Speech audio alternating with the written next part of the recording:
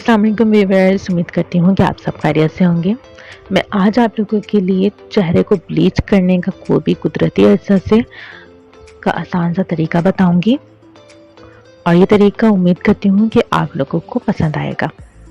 चलिए देखते हैं कि हमें किस तरह से अपने चेहरे को कुदरती अज्जा से ब्लीच करना है।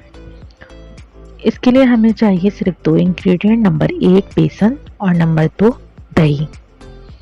आपने लेना है 1 स्पून बेसन और उसके अंदर 1 ही टेबल स्पून आपने दही शामिल करके अच्छी तरह से उसको फेंट के पेस्ट का बना लेना है। और उसके बाद फिर आपने ये पेस्ट अपने फेस के ऊपर लगाना है।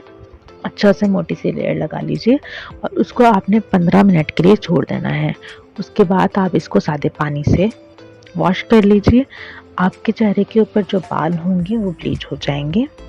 उम्मीद करती हूँ कि मेरी ये रेमेडी आप लोगों को पसंद आई होगी। मेरी इसी तरह की आसान रेमेडीज़ को हासिल करने के लिए मेरे चैनल को सब्सक्राइब कीजिए, मेरी वीडियोस को लाइक और शेयर कीजिए। अल्लाह हाफिज़।